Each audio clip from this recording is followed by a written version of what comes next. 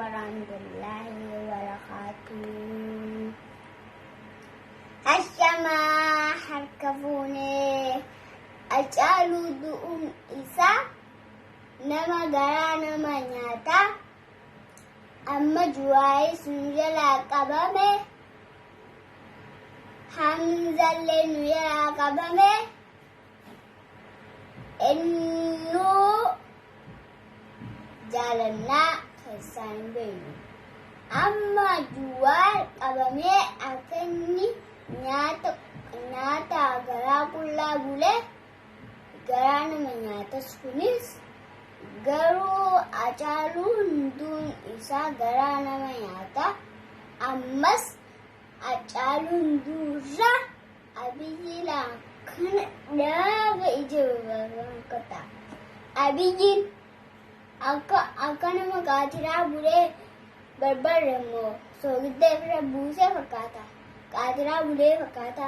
Akkatti ijji isaa kurfoo hunduu kana argina akkatti hojjetu.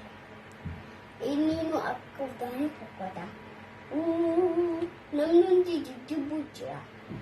Abiyyiin jiruun xixinnaa jiru, amaa jiru, naftanyaa jiru.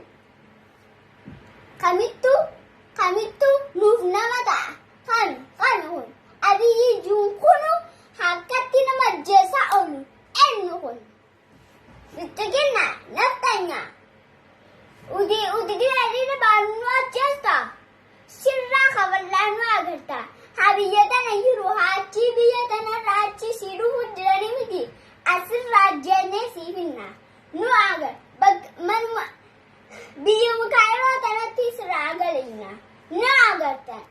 Baarage. Maal godhu naftanyaa? Naftanyaa akkanaa takkaan nagareen. Lole wallaahi. Haacaaluu wayinaa gannu jalaan tuqina. Haacaaluu du'e khalaas. Juwaagee qabameeru. Utis Abiyyi ajjeesu qabna. Nam sadii nu yaa utillee nam sadii ajjeesu qabna. Nam sadii jaha ajjeesu qabna. Isaan nama diddila godhatanii kaangaanii acha oofu jirani. Maayini maratanii sammuu isaanii galagani. Wallaahi isin baalagummaa akkanaa dhiisaa.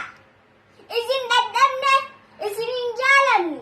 Akkamuma isin goona. Nurraa dhaabbadhaa. Doongaan Abiyyi. Nurraa dhaabbadhaa. Hin daddeemuuti. Asii tottoofanne ta'u faayidaa namaan qabu iyyuu malee iyyuu. Imimmaan khalaas. Haacaaluma yoo gadhiisan uti imimmaan gayyaas.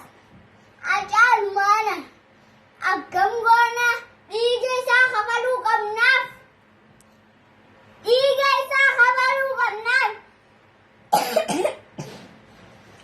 Qiyaabaan daddaabbatte.